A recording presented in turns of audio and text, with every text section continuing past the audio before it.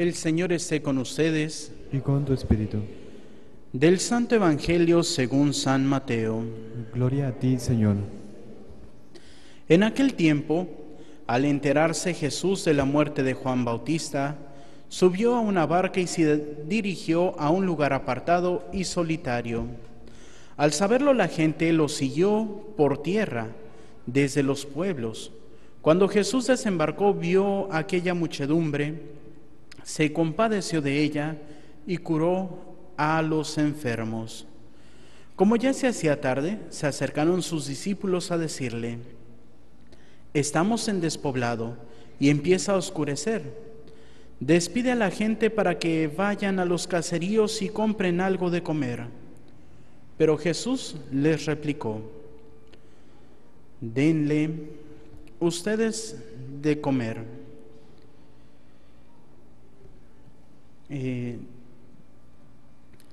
Ellos le contestaron: no tenemos aquí más que 5 panes y 2 pescados. Él les dijo: tráiganmelos. Luego mandó que la gente se sentara sobre el pasto. Tomó los 5 panes y los 2 pescados, y mirando al cielo pronunció una bendición, los partió y se los dio a los discípulos para que los distribuyeran a la gente. Todos comieron hasta saciarse, y con los pedazos que habían sobrado, se les llenaron 12 canastos. Los que comieron eran unos 5,000 hombres, sin contar a las mujeres y a los niños. Palabra del Señor. Gloria a ti, Señor Jesús. Por la lectura del Santo Evangelio sean perdonados nuestros pecados. Nos sentamos un momento. Muchas veces nosotros queremos hacer la voluntad del Señor, pero no sabemos al 100% cómo tenemos que hacerla. Y aquí viene precisamente el sentido. Muchas veces la voluntad del Señor no va a ser lo que nosotros queramos, no va a ser lo que a mí me guste, sino vamos a tener que sufrir un poco. ¿Y esto cómo es? Bueno, pues la primera lectura está tomada en el tiempo en que pues ya el reino del norte había sido conquistado y van a conquistar al reino del sur, la ciudad de Jerusalén y Judea en general. ¿Qué es lo que pasa? Bueno, lo que pasa es de que el profeta empieza a decirles: miren, por nuestros crímenes el Señor nos va a quitar la tierra que se nos había prometido. Pero no teman, el Señor va a estar con nosotros. Pero todos los demás decían: no, ¿cómo nos va a quitar la tierra prometida? Lo que está diciendo Jeremías es una mentira. Inclusive Jeremías se llega a poner un cepo en la cabeza, un yugo, que son esos clásicos de madera donde se ponían las manos y la cabeza del prisionero. Y dicen: miren, así como estoy yo, así van a tener al pueblo los babilonios. Y viene un personaje, Ananías, un profeta, que más que escuchar a Dios, estaba escuchando lo que el rey quería. Y entonces dice: no, el Señor dice: sí, vamos a tener un yugo, pero cortito, porque nos va a liberar. Y Jeremías dice: bueno, pues no se hagan ilusiones, porque así como yo tengo un cepo de madera, después el Señor nos va a poner uno de hierro. Porque es lo que dice el Señor. Y dice: y a ti, Ananías, por no obedecer lo que el Señor dice, vas a morir. Y al cabo de 1 año murió, porque no siguió la voluntad de Dios. Y si nosotros no seguimos la voluntad de Dios, también nos vamos a ir dañando. Y dirán: bueno, es que entonces Dios me castiga. No, Dios no nos castiga, pero son consecuencias de nuestros actos. ¿Qué es lo que pasa si una persona es empedernida en el beber? Pues le va a dar cirrosis. ¿Y fue un castigo de Dios? No, uno que se lo provocó. ¿Por qué? Porque no supo tener límites. Todo pecado nos afecta a nosotros y afecta a los que nos rodean. Por eso el Señor nos pone ciertos límites, Pero el Señor dice, bueno, pero si tú no quieres respetar los límites, pues, como dice el libro de Deuteronomio, pongo delante de ti el bien y el mal, la vida eterna o la condenación. ¿Qué escoges? Si uno por su testarudez quiere irse a la condenación, pues el Señor va a respetar. Por eso San Agustín nos dice, aquel que te creó sin ti, no puede salvarte sin ti. ¿Por qué? Porque Él no nos obliga. Él nos da la libertad para que nosotros hagamos lo que queramos. Él principalmente quiere que hagamos el bien, quiere que seamos obedientes, quiere que tratemos de cumplir su voluntad. Y su voluntad es precisamente la búsqueda del bien de cada uno de nosotros y de todos aquellos que nos rodean. Y es así como el Salmo nos dice, enséñame, Señor, a cumplir tus mandamientos. Y ahora es más fácil, tenemos que ver cómo vivía Jesús, cómo actuaba Jesús. Y dirán, ay Padre, pero es que Jesús era Dios. Sí, era Dios, pero ¿qué es lo que nos dice la palabra de Dios? En todo semejante a nosotros, menos en el pecado. ¿Por qué? Porque Él buscaba siempre hacer la voluntad de Dios. Podemos leer el Evangelio una y otra vez y siempre nos vamos a detener en dos detalles de Jesús. ¿Qué era lo que hacía Jesús antes de iniciar su día? Oración. ¿Qué hacía Jesús al terminar su día? Oración. Y dice el Evangelio, y hasta altas horas de la noche subía al monte a orar. Y luego al otro día en la mañana, antes de que despuntara el alba, Jesús estaba orando. Tenía esa comunicación con el Padre. Y nosotros también, si vivimos en esa comunión con el Padre, si vivimos en esa cercanía con el Padre, vamos a poder distinguir y tener la fuerza más fácil para hacer el bien. ¿Qué es lo que tenemos que hacer? Poner de nuestra parte. Por eso Jesús, cuando quiere ir a descansar con sus discípulos, pues resulta que llega y hay gente. ¿Y qué es lo que hizo Jesús? No dio la vuelta a la barca y dijo, pues vámonos a otro lado. En este evangelio no lo dice, pero en la versión de Marcos lo dice muy bellamente. Los vio como ovejas sin pastor y se compadeció de ellos. Nosotros somos capaces de ver personas necesitadas y compadecernos de ellos y buscar el bien de ellos, o más bien nos damos la vuelta y así como que no te vi, me voy corriendo para otro lado. Y son las cosas que tenemos que aprender. Dicen los santos, Dios está en los pequeños detalles. Y esos pequeños detalles son los que nos van a abrir la puerta de la vida eterna o nos la van a cerrar. Por eso San Juan de la Cruz dice, al final de nuestra vida seremos juzgados en el amor. Y repitiendo, ¿cuál es la voluntad de Dios? El hacer el bien. ¿Qué es el amor? El buscar y procurar el bien a la persona amada.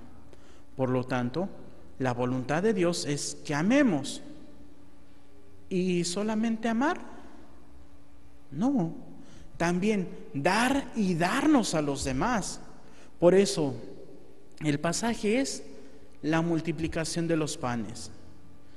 Los apóstoles, así como que haciendo sus cuentas, pues son 5,000 hombres, sin contar mujeres ni niños.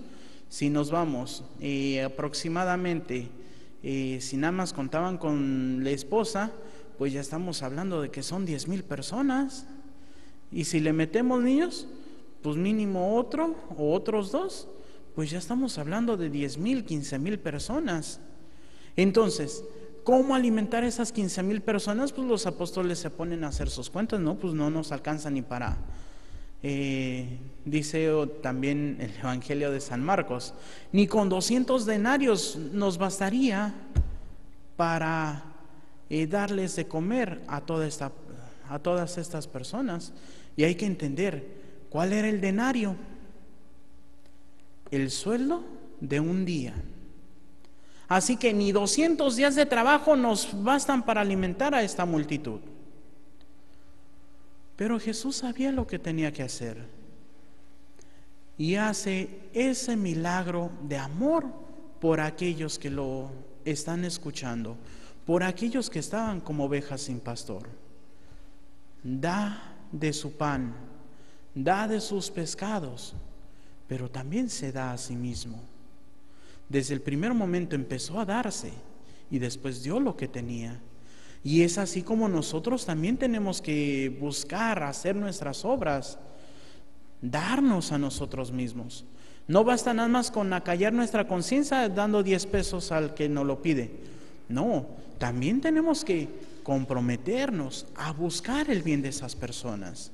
Ya les he compartido varias veces este sentido de un sacerdote aquí en la ciudad de Tijuana, religioso, misionero del Espíritu Santo, que pues llega a la ciudad de Tijuana, venido de Nuevo León, pues lo mandan como superior, llega a la casa, ve que falta despensa, y así como que él dice, pues no me quita nada ir a comprarle la despensa a mis hermanos. Se sube en su carrito, se va a comprar la despensa. A la salida del centro comercial ve que hay una persona pidiendo y se acerca y le dice, deme algo para un taco, no tengo trabajo. Y el padre pues se voltea para sacar de su maletincito su cartera y saca un billete, pero para no que se quedara ese tiempo en silencio, le pregunta, ¿y cómo se llama? Pues no le contestó la persona y el padre así como que, pues bueno, cuando se voltea a darle el billete, descubre a esta persona llorando. Y le pregunta, ¿por qué llora? Y dice, hace 4 meses perdí mi trabajo y no he podido conseguir nada. Para alimentar a mi familia me he tenido que poner a pedir en las calles. Desde hace 3 meses estoy en esta esquina y usted es la primera persona que me pregunte el nombre. Y es así, esos pequeños detalles que implican el darnos a los demás. Y podríamos preguntarnos, ¿qué nos cuesta preguntarle el nombre? ¿Qué nos cuesta brindarle una sonrisa? Pero ¿qué es lo que pasa? Nosotros ya estamos más inmersos en una cotidianeidad, en una rutina en donde pues ya podemos pasar y decir, es que es el señor que pide en tal esquina, es la señora que vende sus chicles, es el viejito que vende las pepitas. Y ya, se nos hace normal. Y el punto es, no se nos debe de hacer normal. Tenemos que luchar por esa dignidad de la persona humana. Tenemos que luchar por no nada más dar, porque dar puede dar cualquiera. La caridad cristiana nos implica más allá, así como Jesús, que se dio completamente por nosotros, por darnos la salvación. Si queremos imitar a Jesús es dar y darnos, porque no es suficientemente con dar, sino también tenemos que darnos a los demás, compartir nuestro corazón con el otro. Y es ahí donde la caridad se hace perfecta. Es ahí donde podemos hacer cualquier milagro. Algunos comentaristas del Evangelio dicen, bueno, pues es que quién sabe si realmente fue un milagro de la multiplicación de los panes. Y dicen, bueno, pues, algunos se atreven hasta a proponer, pues es que al momento de que el Evangelio de San Marcos nos dice que es un joven el que lleva sus 5 panes y sus 2 peces, y hasta hay un canto del grupo regiomontano Gesed que se llama Aquí hay un muchacho, y dice, pero ¿qué es eso para tanta gente? Pero al momento de él compartirlo se da el milagro, porque entonces todos compartieron lo que llevaba, y es ahí donde se da el milagro. ¿Cuál de las 2 versiones puede ser? No sabemos, pero de que todos pudieron romper su egoísmo y darse a los demás, es eso lo que es importante. Y así también nosotros tenemos que romper nuestro egoísmo. Y podrán decir, bueno, Padre, pero es que yo no tengo nada como que para compartir con los demás. Y la respuesta es, no hay problema. Podemos compartir nuestra sonrisa, el consejo que necesitan, el consolar a la persona que está triste.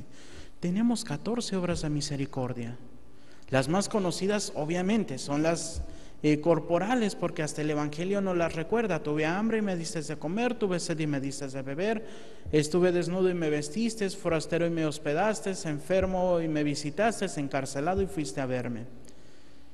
Pero también tenemos otras 7 espirituales que no van para llenar un vacío material, sino que van para llenar un vacío espiritual.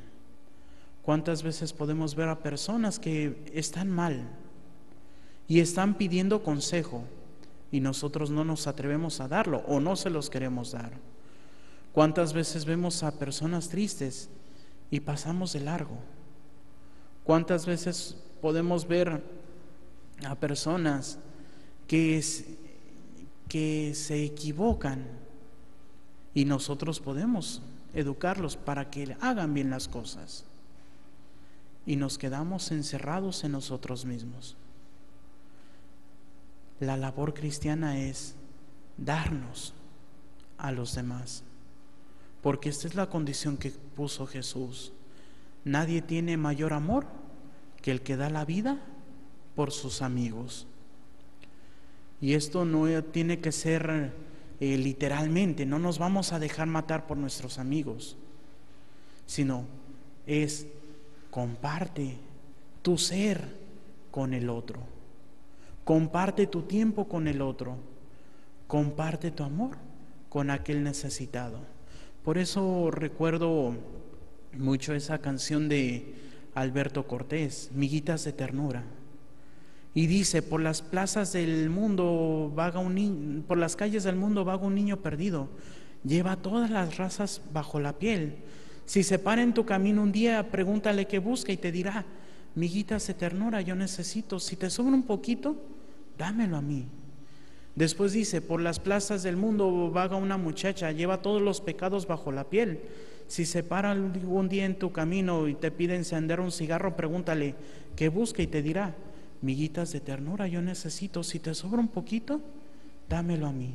Y por último, por las plazas del mundo anda solo un abuelo tirándole migas a las palomas. Si te separa en tu camino, pregúntale qué busca y te dirá: miguitas de ternura yo necesito, si te sobra un poquito, dámelo a mí.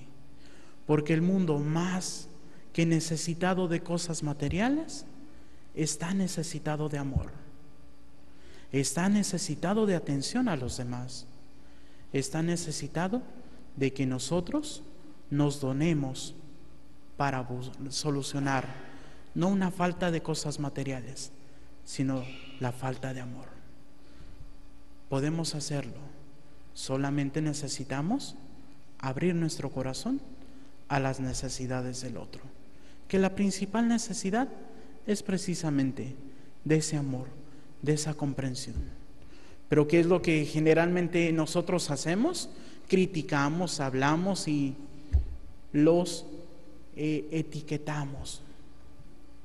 Entonces, no estamos dando ni siquiera esas miguitas de ternura, estamos cerrándoles el corazón. Nunca cerremos el corazón a aquel que lo necesita. Y bueno, siempre podemos hacer algo que no nos cuesta nada y no nos quita mucho tiempo: orar. Dice el Papa Benedicto XVI: cuando ya nada se puede, podemos orar. Orar por vivos y difuntos no nos quita nada y nos da muchas gracias por medio de la intercesión. Ya lo dice hasta el dicho: el que por otro pide, por sí aboga. No nos cansemos de hacer el bien, no nos cansemos de orar por nuestros hermanos, porque de esta forma entonces estaremos cumpliendo la voluntad de Dios. ¿Y qué es lo que pasa cuando cumplimos la voluntad de Dios? el Señor no se deja ganar en generosidad, en misericordia. Si nosotros le damos un poquito, Él nos da el 100 por 1. Luchemos siempre por cumplir la voluntad de Dios, que es amar y ser misericordiosos. Que así sea, para gloria de Dios Padre, Hijo y Espíritu Santo. Nos ponemos de pie y hacemos nuestra oración del abandono. Padre, me pongo en tus manos. Haz de mí lo que quieras, sea lo que sea, te doy las gracias.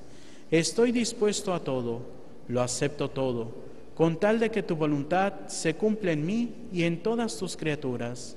No deseo más, Padre, te confío mi alma, te la doy con todo el amor de que soy capaz, porque te amo, y necesito darme a ti, ponerme en tus manos, sin limitación, sin medida, con una confianza infinita, porque tú, Padre, eres mi Padre. Amén. Nos sentamos y continuamos con nuestra celebración.